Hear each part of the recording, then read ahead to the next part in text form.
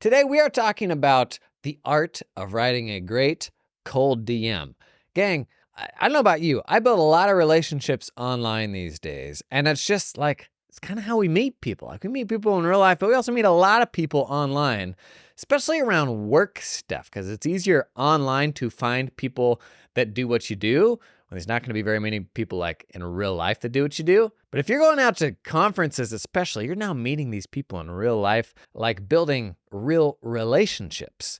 And like, it's not a, I don't know, overblown statement to say like literally one cold DM can change your life. Like, we forget about just how much opportunity there is on the other side of social media and making those relationships.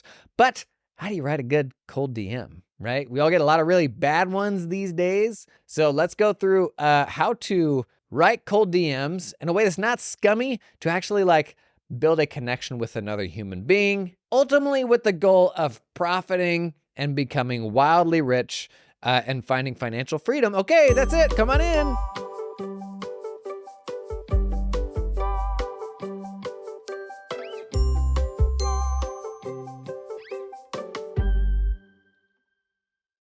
I mean, I was pretty much joking. Fun thing, honestly, one of the most fun things about like business ownership to me is making other business owner friends and the fact that you can do business together with people that you super enjoy spending time with. So like that person that could be a great business connection, I mean, you also have a ton in common with them. And if you're a man like me and you enjoy other people just strictly based on whether their interests align with yours, then you've already got a lot in common, right? Business things. Okay, I think we're all getting pretty sick of cold DMs these days because we get so darn many. It's easier than ever to automate massive volumes of cold DMs. We saw this first with cold email. We're now seeing it with cold DMs. Interestingly, communication channels, I feel like, go through like a life cycle of being, oh, cool, this is a fun place to be, to, okay, well, the think people have gotten here and the ads and all that stuff. And eventually, I mean, almost every communication platform just goes to crap when people figure out how to automate it. I mean, you look at mail. I mean, mail is garbage these days because 90% of the stuff that you receive is just promotional and not something that you actually want to look at. And if you do open something, it's probably because they tricked you into thinking it was something real. When I was a kid, I used to have pen pals. I used to write my great-grandmother every week, and we would write back and forth. She's so wholesome. Imagine that being a thing these days. Now when somebody writes a letter, it's like, this is quaint. It is impressive because of how quaint it is. But also like, wow, you took the time to write something for me. But I'll be honest, if I were to mail somebody something tomorrow, I'd be like, there's a 50-50 chance they ever actually open this because it's the mail. Now the phone, one could argue, has like totally fallen victim of the same thing. We get so much spam here, like I don't answer my phone unless it's from somebody who I know. Email. Especially, I mean, how's your personal email inbox looking? What is the ratio of things you wanted to see there versus stuff that you're not interested in? It's just getting worse. Text messaging. Oh, election season. So many automated political texts. Go vote for this person or that person. Social media. The reality is like we're on this inevitable path towards it just kind of being this, I don't know, advertising cesspool. And on every single channel, you have, people who have built business around mass volume, 1,000 DMs a day. I mean, there's all sorts of Twitter think people that'll tell you how to do this. To cold calls, Google ads, whatever it is. Like, you have experts on doing this stuff at huge scale. And it's not to say that there isn't value and you can't find work this way. But the more interesting thing to me is the opposite. Is the like lo-fi, I just built a human relationship that's actually enriching to me, may lead to some new like networking opportunities, that sort of thing. So how do we send DMs that are like actual, like, hey, like, just so you know, I'm an actual person. Meanwhile, you have all these other cold DMs and emails saying, hey, actual person here, that isn't really an actual person. How do we do that to make new connections and open new doors? So some guidelines to help you write better cold DMs, and then a whole bunch of scenarios where a cold DM could set your world on fire tomorrow. So first thing to be thinking about, and this is, if you're getting to writing a cold DM, then you're like, you probably have something in mind that you want from that person, be it a lifelong friendship, be it a business opportunity, whatever it is. I'm assuming you've already got that. I'll give you ideas for that at the end of the pod. but we're sitting down to write this cold DM. What is the best tactical approach here? First off, do you have a way to get an intro? Go back through their Rolodex. There's some platforms make this really easy, like LinkedIn. You can see if you're like a second connection and what connections you have in common. But, if they run a podcast, like go back through past podcast episodes. Do you know any of those people? Like comb through that Rolodex, see if there's any connections that you have to this person so that that individual that you know can give you like an intro to that person. That goes a long ways towards immediately bumping you up above all the cold DMs. Like you just broke through that if you have a connection. Now, you don't want to abuse this because asking people for intros can also be kind of annoying for the person you are asking that of. So be mindful of not putting too much on the person who you're asking to make that connection of. It also feels kind of scummy when you like haven't talked to them in 3 years and you're like, hey, Bill, how are the kids? Hey, while we're here, could you go ahead and connect me with Tina? People can see through that. So on the one hand, be mindful of not like abusing those relationships. On the other hand, everybody's playing the same game. And so like they can also understand. In fact, even if you put in that intro, like, hey, trying to get this private air charter accounting firm off the ground. I see you're connected to this person. Would you mind making an intro? And most of the time they're gonna be like, yeah, totally fine. So if somebody can get you an intro, start there. Second, consider if this person that you're sending the cold DM to, have they seen you before? If they've already seen you in the wild, that also rockets you up like to the top of the list past all the cold stuff. In a perfect world, you are somebody that they mutually respect. Like you have content online and they see it and they like your stuff just like you like their stuff. I went on a diatribe on this a couple weeks back, but there's a lot of people in our lives that we look up to and we're like, oh my gosh, we have so much respect for those people. And you want to be their friends or their pals or you may want to send them a cold DM just to be like, oh, I love you so much. And so my wife is super into Blake Lively and she's like, I could see us being great friends. I'll be the a-hole that's like, really? What do you have in common? Do you have something to offer this person? Oftentimes you'll find that you actually don't have anything to offer this person. And that puts you in like a difficult spot where it's pretty hard to ask something of them if you don't have something to offer them. I'll give you some ideas for what that could be. But just to bring it back to my wife and Blake Lively, this is what I tell her. The way you make friends with Blake Lively is you become Blake Lively. You do what she does. You do the things that she thinks is interesting. And at that point, you're peers. And if you don't have anything in common, then you're kind of just, I don't know, there's like an imbalance in that relationship. Like you know a ton about them, but they don't know a ton about you. And that's a hard place to like build a relationship with somebody. So has this person seen you out in the wild before? Doesn't have to be like, are you an even bigger celeb than they are in the, private air charter space or whatever it is? Did they read about you in Beekeeping Weekly? At the very least, have they seen you engage in their content? Like that's a really easy way in. If you're part of the community of, folks that are obviously hanging out and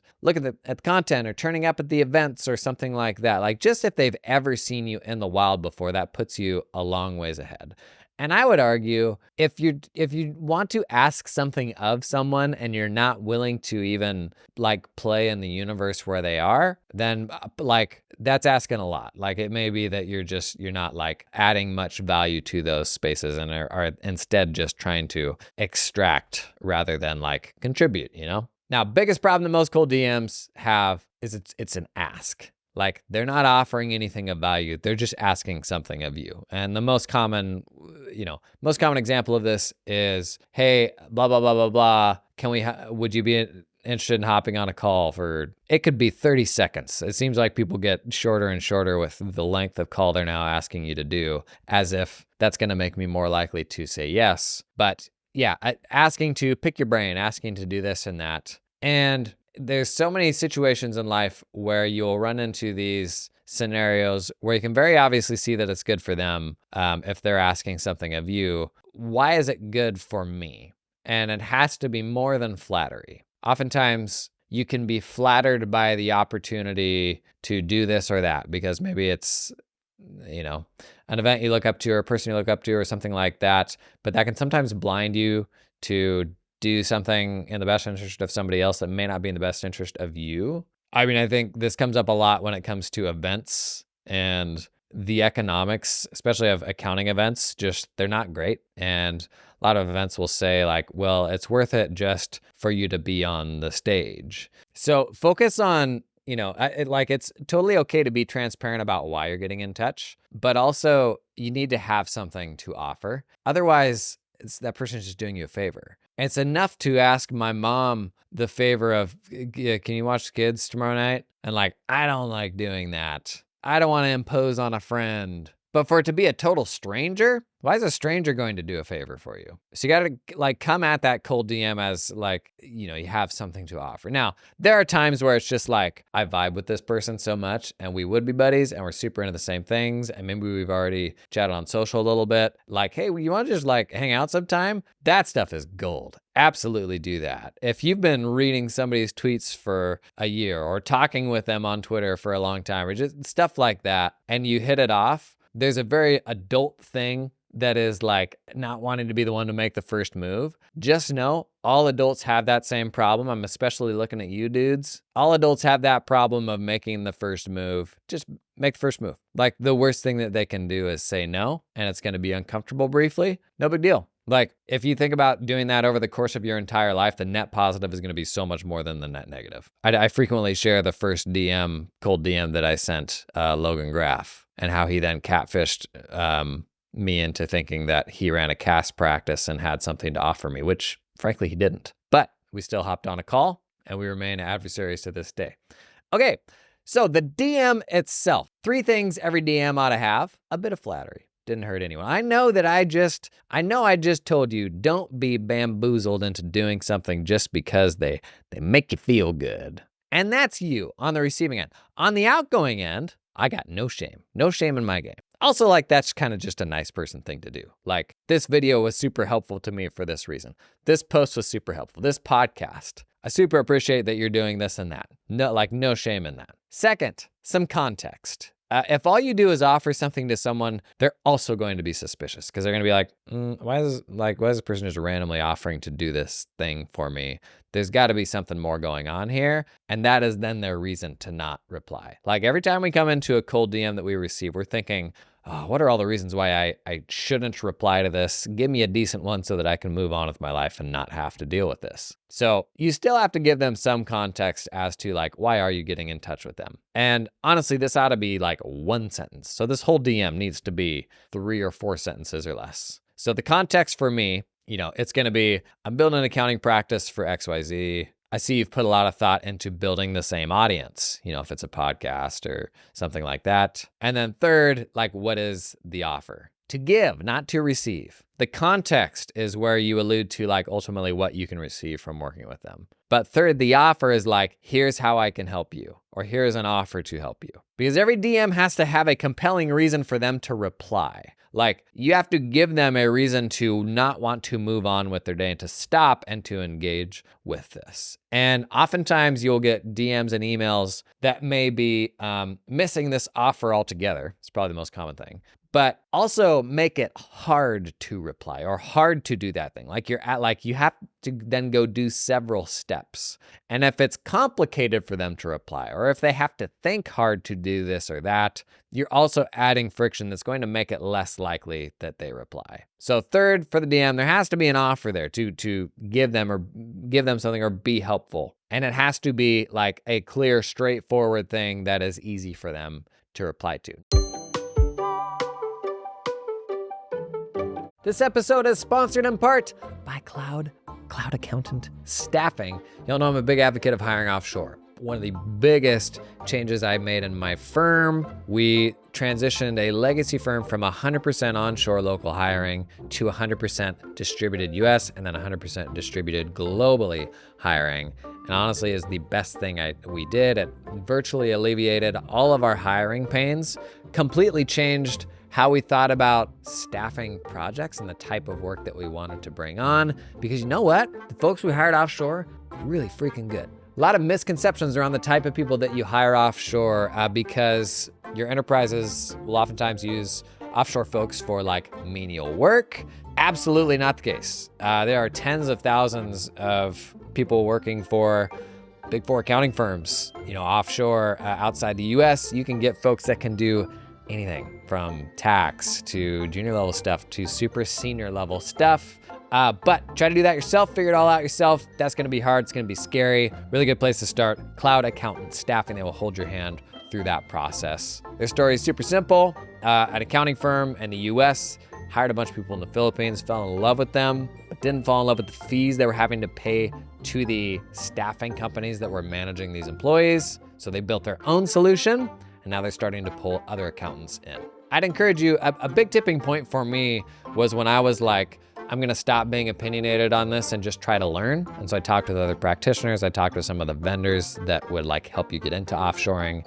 That really opened things up for me. So if you've been on the fence, I'd encourage you to at least learn about it. If you start heading down that path, consider Cloud Accountant Staffing. This episode is sponsored in part by LiveFlow. If you've ever thought about selling better paying advisory projects, folks who will pay you top dollar to do a bit of coaching with them each month, maybe this is a thing that you're already doing. I think one of the most common blockers is not knowing where to start and being overwhelmed by the tools that are out there to do the job. And when a client comes to you for advising, I don't know that what they have front of mind is, what kind of wildly complex reporting package do you have to put in front of me, old friend? Now, I think they just want to talk to you. I think that's probably what they want. And that's why people use LiveFlow for advising. It gives your spreadsheets brains. It connects your spreadsheet to QuickBooks. It'll auto-sync data back and forth to Google Sheets. Because sometimes a spreadsheet, friends, sometimes it's all you need. Now, LiveFlow's got a whole pile of advisory templates on their site. If you haven't sold advisory before, these things are a great place to start. Literally spin it up, connect it with LiveFlow, and Bob's your uncle. It's pushing that data in. You've got some really good talking points to go through with your client, and because it is a spreadsheet, it's totally customizable. You can add stuff, remove stuff. You can even move cells around and they will continue syncing. You can reference the syncing cells, the sunk cells, reference the sinkers from like another sheet if you're building your own sort of summary report. If you're layering advisory on top of bookkeeping work, kind of puts that advisory reporting on autopilot for you. Now they recently kicked off a consolidations functionality. Makes it super easy to roll up a bunch of different companies. If you work with company groups, as I once did, that is a massive pain in my hiney at the end of each month or quarter when we got to roll all that stuff up together. LiveFlow now makes that super easy whether those companies have matching chart of accounts or not. So if you're thinking advisory opportunities, think about LiveFlow. It's a way to build all that stuff right into a spreadsheet where you're probably already pretty comfortable. Learn more about that one, check out the link in the show notes. Now, yesterday we ran through the process of like, how would you go out and find, like build a network online to build a new niche from scratch, whether you're starting a firm from scratch or whether you have an existing firm, but you want to get more specialized to find a better paying type of client. Talked about, social media, YouTube, Google searches, like who are having those conversations online. 8 examples of cold DMs we could send for that niche we discussed yesterday. People that run small private charter businesses. Either they have planes that are flown around on, or they manage planes of others within the context of like a charter service, so that you could go to a website and say, I gotta fly from A to B, and this charter service gets the plane where it needs to go and gets you to the destination. Talked about, social media, YouTube, Google searches, like who are having those conversations online. I'm gonna run you through, 8 examples of cold DMs we could send for that niche we discussed yesterday. People that run small private charter businesses. Either they have planes that are flown around on, or they manage planes of others within the context of like a charter service, so that you could go to a website and say, I gotta fly from A to B, and this charter service gets the plane where it needs to go and gets you to the destination. So 8 examples of DMs that we could write to help make some new connections in this space. There's an organization within this specialization that we stumbled into, the NBAA. It's kind of like what the AICPA is for accounting, but for like business aviation. They do a whole bunch of different stuff, way wider than just the specialization that I'm looking for in my accounting firm. But they do have specific spaces within that association for like folks running their own charter businesses. Much like the AICPA has like, small firm chapters, like they have spaces special built for the folks I'm trying to get in front of. They also have on their website a whole section around tax. They have an actual tax committee. So I looked in that tax committee, all the names on that committee, there's killer connections to make. I learned that one of those people is on a NBAA 40 under 40 list. So they have their own 40 under 40 list. Of course they do. this is like, I don't know, it's a great example of how the things that we do, that we have a deep understanding of, we know every little nook and cranny of it and all the adjacent businesses and all that. But when you look at another industry, it looks very simplistic and small from the outside. And you're like, can I really go into that like specialization? Is there really enough there to build a business around? And it's like, yes, because once you get in there, you look around and you're like, oh, there's an entire conference for like air traffic controlling type people and for software platforms that service the space and like all these different little spaces within the space. And I'm convinced every level of specialization you go deep. So if dental is, the first level deep, but then dental lab equipment is the next level deep, like I'm convinced every level of depth you go, you find more specificity and folks who will pay more for the same work. And there is a little wrapping of what about accounting and taxes and compliance is unique to them, or like VCFO if that's what you do. But that like nougat core, like it is the same for all of them. And the investment that you've already put into learning the core stuff, that's great. You've got what you need. Now we just got to like dress it up in a way that's going to work for a specific type of person. So anyways, this whole NBAA thing took me down a whole rabbit hole of all these different events and all that they do. But they have an entire section on their website around tax. And the most recent post in there, and this is a very active organization where they're running like 10 plus events a year, good number of members. The most recent article in their tax section was about the Tax Cut and Jobs Act, which was like 2017 or 2018. If I'm an accounting firm that does tax, I want the next post in that tax section. So I'm going to propose, hey, I would love to do an article a month for you here, an article a quarter, whatever it is. It doesn't have to be all that much. I've got the expertise to do it. I work with folks in the industry, and I can make this section of your website like fundamentally better. So where do you start with that? First step is finding the person who can make that decision. And the larger the org that you're working with, the harder that's going to be because you'll get passed around to all these different people. And inside of our organizations, like oftentimes there is more to be lost by saying a wrong yes than there is to be gained by saying a great yes. So people will sooner let things slip through the cracks than run the risk of being blamed for something that wasn't great. They don't want to be on the hook for it. So one way to start, like how do I get in to help them with this tax stuff, is like via the general channels. So like you can message this group on social media channels. They have like general support email addresses and all that. And that's okay. And they might get you through the old like phone tree to the right person eventually. If possible, see if you can find a person who is closer to like the part of the organization that you would be working with. And so a good example here is on that 40 under 40 list was that person who was part of the tax committee. I found them via the 40 via 40 list and then found this tax section of the website. So you could either try going like to the association as a whole or the people on this tax committee. And there's 4 public people that are on this tax committee. And if I send them a DM offering to do this, I'm genuinely doing them a favor. I'm raising the bar of their content, making it better. And I'm not asking really anything of them in return besides like the fact that it will give me some exposure. So what's this DM going to look like? Let's just think through this real quick. 3 things: flattery, context, and then the offer. For flattery, Steve, love that you're helping MBA get good tax information out for, X type of professional. I run an accounting firm that does this for aviation businesses or for X number of aviation businesses. If you can put a number to it, that's even better. I've been doing tax for, 15 years, whatever. I mean, literally this concise. Third, the offer. I notice these posts haven't been updated in a while. Happy to write you an updated post. No cost, just with my name and, the name of my firm at the bottom or something like that. Would even be happy to do this on, a monthly basis or if there's some sort of blog writing that would be helpful here. Would love to contribute to what y'all are doing.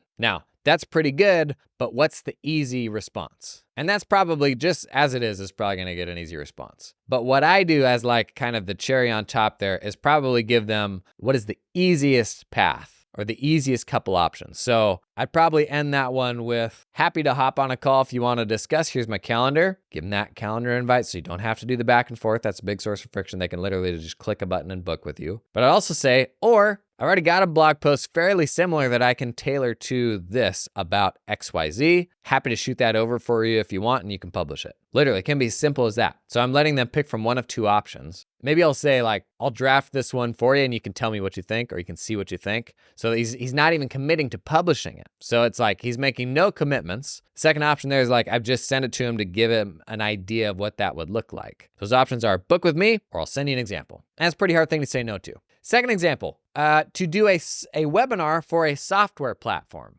So another thing I found with this little private aviation space, there's a magazine called Business Aviation Monthly or something like that. And I flipped through one of the issues and I looked at all the sponsors and the folks that they're doing write-ups on, and man, like just got so many ideas from that. I don't really think of magazines as new media, but if you are looking at an industry like this one, that's probably going to be a little bit more old money because it's like pretty capital intensive and all that. Magazine could be a good place to poke around and find some folks that you could connect with. But there are a number of ads from software platforms. So every little space is going to have niche software providers who are constantly pumping out content to attract people to the content and then ultimately to that software tool. One that was all over that magazine, Varion Tracking. It's a flight tracking platform. If you're running a private charter business, you're going to need some sort of flight tracking system. In a perfect world, the software company aligns very well with the profile of the client you're trying to attract, right? But these people do a bunch of webinars. They have white papers. And I've got a ton of expertise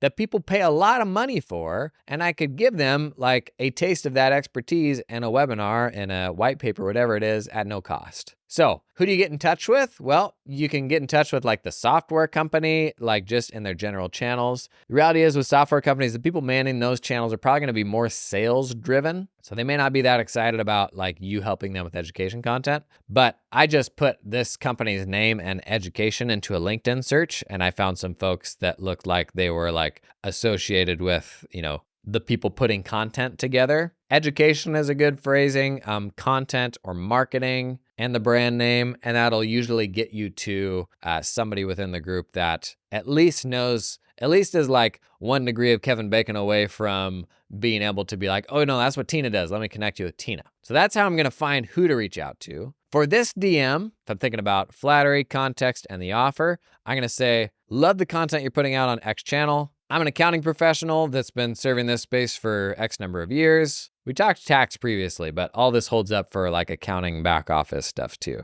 or like especially consulting VCFO. That's going to be the context, literally just that. The offer, I've done a number of webinars around these topics specific to business aviation. If you can get really explicit about the offer, like title ideas, like, 9 ways the potential new tax bill impacts business aviation, stuff like that, you're genuinely doing them a favor by giving them something they can use in the content machine, because it is work for them to come up with more content. And if you can spoon feed this to them and come on and do the interview, they're going to be thrilled. The only question is like, do they trust that you actually know what you're saying? Are you going to be brand safe and all of that? And if you've got a LinkedIn post or something like that here, you can even point them to that. Say like, we could do something like this. Here's an idea of the subject matter, like a reference to it over here. But then still at the end, maybe this ought to actually be a fourth component of the DM, the off-ramp or the call to action, I guess. The easy call to action. I can end that with, here's my calendar if you want to chat, talk through ideas, just looking to contribute, or let me know the better person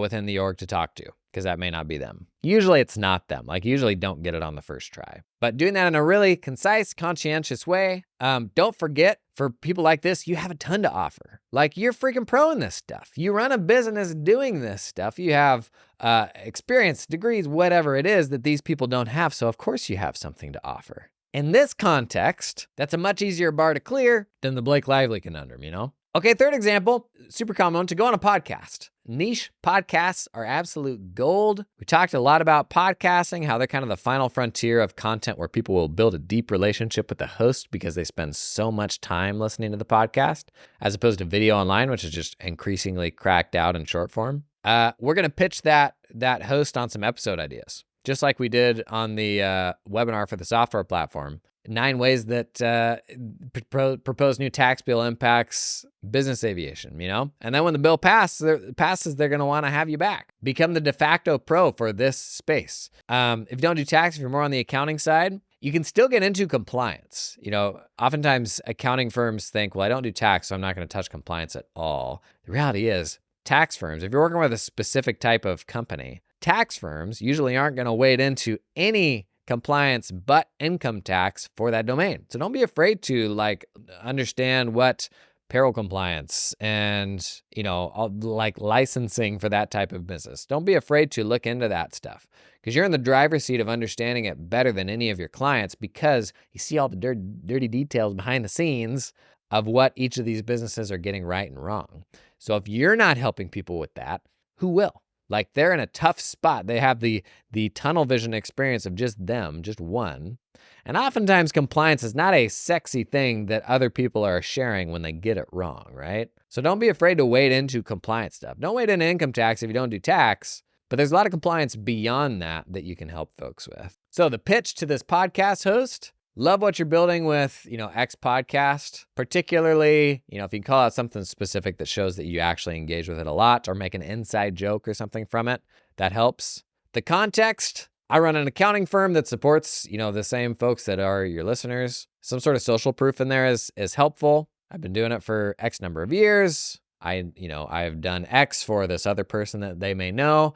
I mean, if you're the accountant of a person they've had on in the past, like that would go a really long ways. And then the offer, would love to come on, do Q&A, do an episode with you, a few title ideas, types of concepts that you could cover there, and then give them an easy call to action. Happy to hop on a call to discuss. Here's a link to my calendar. Or if there's anything else that you think we could talk about, happy to jam on ideas. So they could just reply to that message. They could just reply via email if they want to jam on ideas, or they can schedule a call.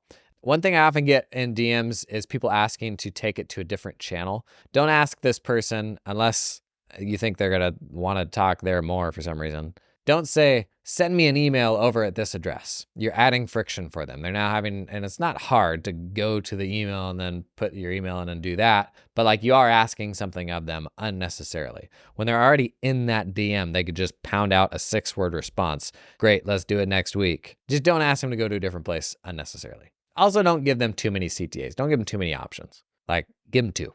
And if they really want to do something else, they will propose something else. This episode is brought to you in part by TeamUp, helping you recruit top Filipino accountants without any ongoing monthly fees. The difference between TeamUp and all the other offshoring options is that TeamUp helps you hire staff directly. No middleman. You work directly with your new hire in the Philippines. Hire the person, not the company. Guys, gals, gang, here's just a few reasons to hire directly. You have access to higher level talent. Makes sense. You have complete control over team culture and training. They keep 100% of what you pay them, and it's a lot more affordable for you, so you can retain your team for the long term. TeamUp can source accountants with experience working at US or Australian firms, familiar with tools like Xero, Cubio, and Dex. Also recruit specialist roles, team leaders, tax specialists, administrative assistants. Thought experiment. What if you had an executive assistant for the first time this tax season? Just throwing it out there. What would they do? Start at that email video I did on the main channel recently. Get help with that stanky old inbox. I digress. TeamUp recruits these talented folks for a flat one-time fee of $4,000 US American dollars. That's it, 4K one time. Somebody at Robert Half just did a spit take. Robert Half reference. We ever gonna get Robert Half to sponsor this pod? Not anymore. And they can connect you with an affordable employer of record if you need help with payroll and compliance once you hire that person. Big fan of hiring in the Philippines. I did a bunch of that. Check out the link in the description to learn more about TeamUp. Okay, the flip side of that, to have someone on a podcast. We talked yesterday about the value of like being the one to create the niche podcast if there isn't one there already. You're kind of the kingmaker because you get to put people on a pedestal and they're flattered and they're like, oh, wow, thanks. Little do they know that 7 people tune into that podcast every week.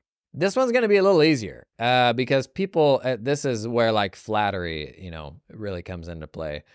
People like talking about themselves, and you're giving them a opportunity to just sit there and blather on about their accomplishments. To make this really useful, try to make it contextual to them and not feel generalized. Increasingly, there's a lot of PR firms out there that are just doing a really low effort, like, want to come be a guest on this thing. And it's basically the same as like the scummy cold DMs that you get. Like if you have a following, like they'll basically do cold DMs to folks that have a following beyond a certain threshold, just saying, do you want to come on this podcast? And you can tell that it's automated.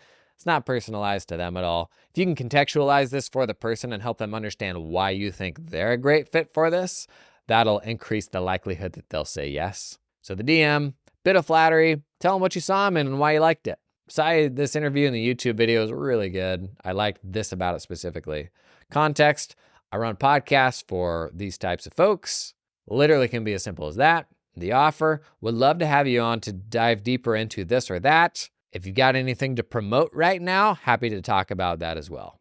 Now, 3 harder things.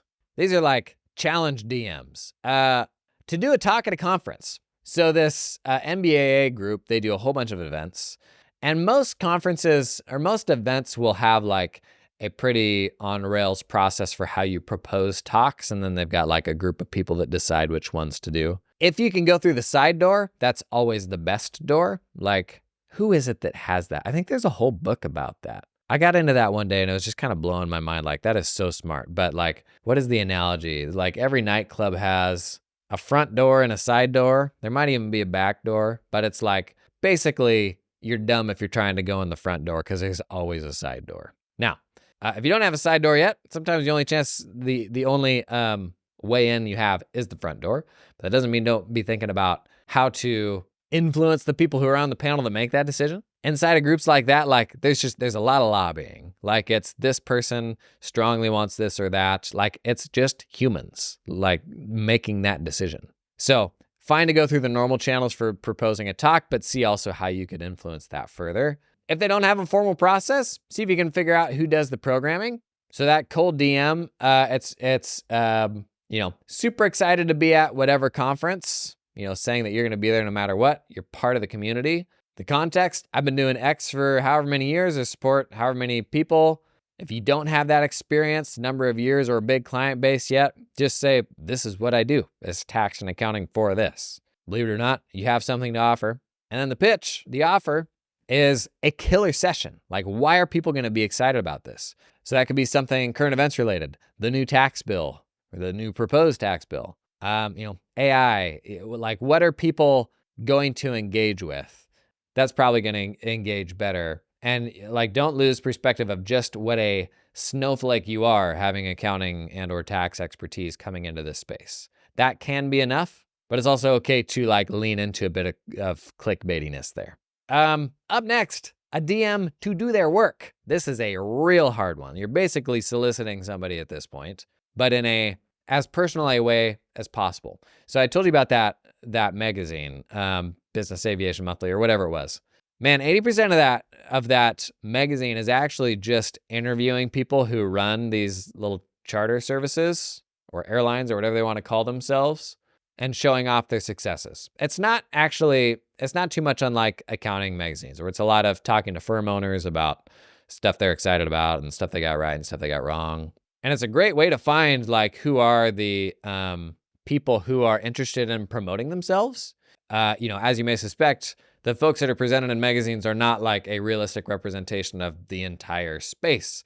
And oftentimes those people actually suck at what they're doing. They're just the loudest ones talking about it or the ones willing to take time out of their day to do a photo shoot and an interview. That's just how these things work, But to be the advisor of high profile people that others respect, that's great. Like that's exactly where you want to be. And then they can connect you with a bunch of people too. Or even better, like get you a magazine write-up also. But how are we going to solicit someone to like get them to let us do their work? And so somebody that we see in this magazine, the ideal fit for us is like, if we're just starting out, it's probably an early stage or not humongous company within this space. And if you don't have any legs to stand on, like everybody's got to start somewhere, I am not above doing free work for somebody who is an influencer in the space. And in this industry, influencer is not dancing on TikTok.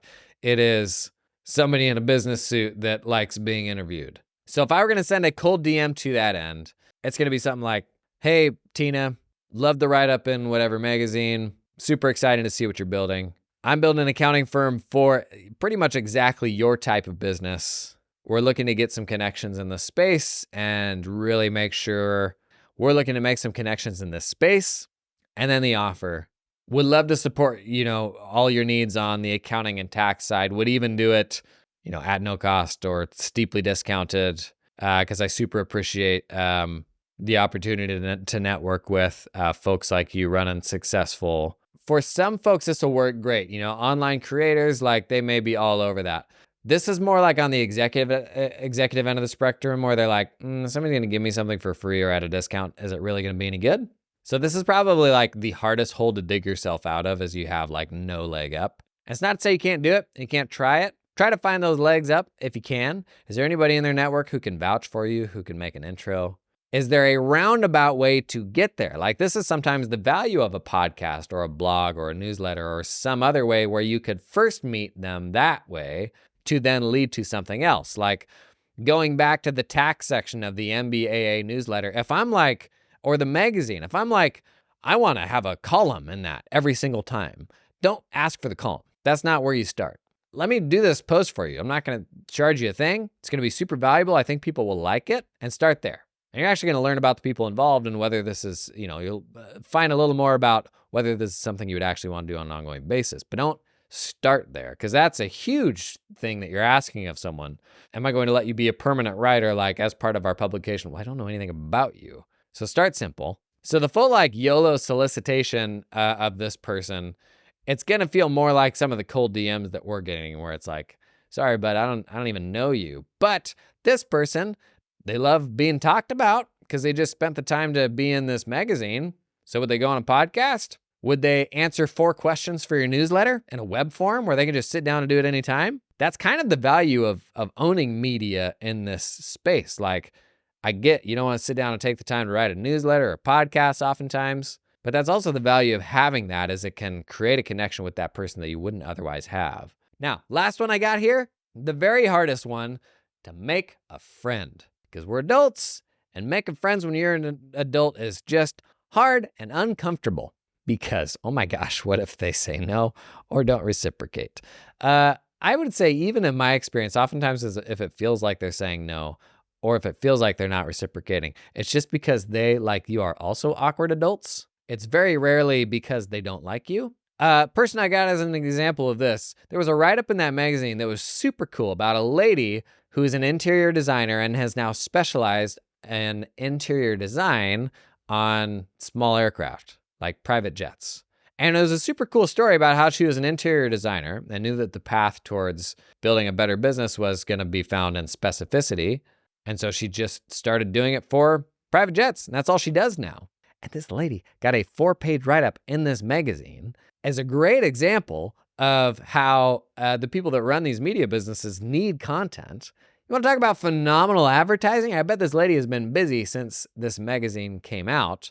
But if I'm starting an accounting firm and specializing in the same place, that's just cool. Like, you are kindred spirits in a way that's really unique, where I'm like, that's so cool. I'm glad that they shared their story. I'm going to send this person a DM that may not lead to anything, but just to say that I appreciate them and them sharing their journey. Because you're doing the same thing too, right? Not for something as cool as interior design, it's just accounting or tax. But I'm going to shoot this person a DM. Be like, hey, Autumn, love this write-up and super resonated with me. I'm doing XYZ, which is very similar to you. And like, I'm not asking anything of that person, but like, don't be surprised when that person comes back and is like, oh my gosh, yes, we need this. We need accounting and tax support. Or, oh my gosh, you need to talk with this person or that person. Like, don't be surprised when that happens, because most people are generally totally open to being helpful, especially if you're doing something similar, kind of on a similar journey. But like, the whole thing with cold DMs here is, if you make a habit of doing this, send a cold DM every week and do it for the rest of the year. Over the course of 3 years, over the course of a month, but over that time horizon, whatever it is, the net positive of this is a whole lot more than the net negative. Because how can this go wrong for you? How can it blow up in your face? You're making friends, like, you're building relationships.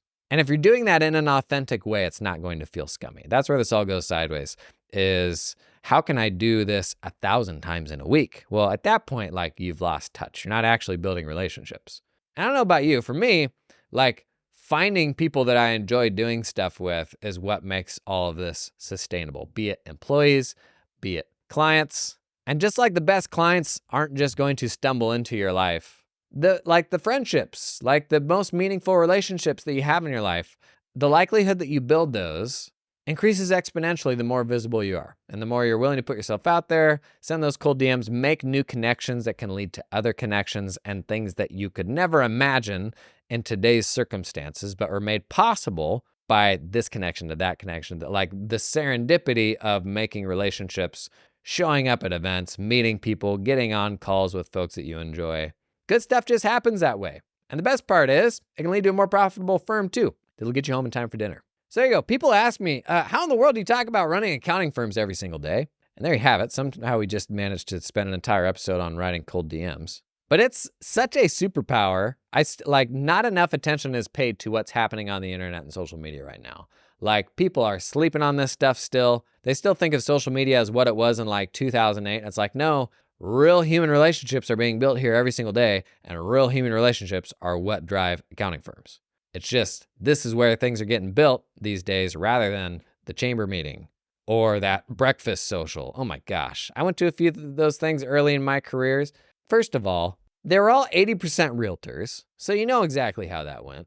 But also, it's just so scummy and so low resolution. Like, what is the qualifying factor of what gets people into those local, regional, like little groups? They weren't busy enough with other stuff, so they made time to come to this thing. Whereas you look on the internet, it's such a bigger, like infinitely bigger pool that there can be so much more specificity. And that means it's more relevant to your business, towards like the next person who could be a great friend that understands what you do. If I were only going to be friends or talk with accounting firm owners by me, I go from tens of thousands of people right down to like 40 or less, within a 30-mile radius from me. And most of those people are going to be old white dudes, legacy style accounting firms, like not folks that I'm really going to hit it off with, But the fact that I do this stuff online instead, it's all able to be much higher context.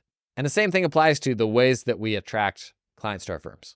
Thanks for coming and hanging today. You got any great cold DM stories? Pop them in the comments. I've got some wild ones, actually, that have led to things I could have never imagined. Maybe I'll share that. What? That was a pretty good tease, wasn't it? Maybe I'll share that someday. You got any good stories? I'd love to hear them. I'll see you in the next one.